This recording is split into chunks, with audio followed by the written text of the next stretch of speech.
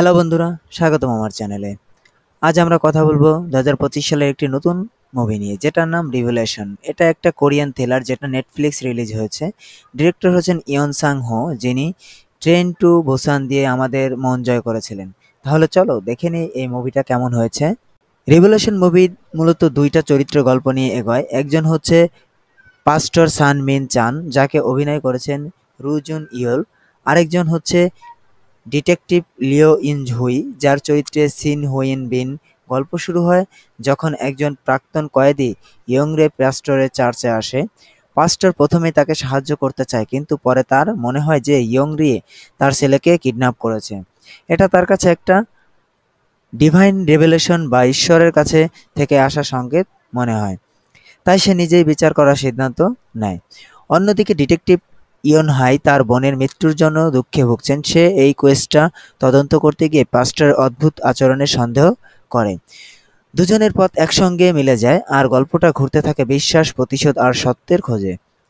শেষে একটা টুইস্ট আছে যেটা আপনাকে ভাবতে বাধ্য করবে, কে আসল পাপী আর কে নির্দোষ। স্পয়লার ছাড়া বলতে গেলে এটা একটা স্লো ব্যান থ্রিলার, যেখানে ধর্ম আর মানসিক জটিলতা মিশেল আছে। এবার আসি অভিনয়ের কথা নিয়ে। রুইজান ইও পোস্টার রোলের বেশ চেষ্টা করেছেন। তার চোখ মুখে একটা তীব্রতা আছে, বিশেষ করে যখন তার চরিত্রটা বিশ্বাস আর সন্দেহের মাঝে ঘুরতে থাকে। কিন্তু কিছু জায়গায় মনে হয়েছে তার অভিনয়টা একটু বেশি মেলোড্রামাটিক হয়েছে। এই রোলটা তার জন্য একটু মিসকাস্ট মনে হয়েছে, আর তার স্বাভাবিক স্টাইলের সঙ্গে পাস্টারের গাম্ভীর্যটা পুরোপুরি মিলছে না। সিনহুইন বিন ডিটেকটিভ হিসেবে বেশ ভালোই। তার চরিত্রের দুঃখ আর আবেগটা সে খুব সুন্দরভাবে ফুটিয়ে তুলেছে।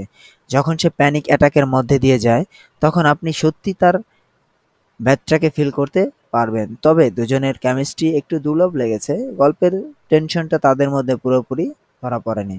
সিনেমাটোগ্রাফি বলতে গেলে এই মুভিটা একটা বড় প্লাস পয়েন্ট। ইয়ন সাং হু ছায়া আর আলোর ব্যবহারে দারুণ কাজ করেছে। যেমন একটা দৃশ্য, পাহাড়ের উপর বজ্রপাতের আলো পড়ে, আর সেটা দেখে পাস্টার মনে করে ঈশ্বর তাকে কিছু বলছেন।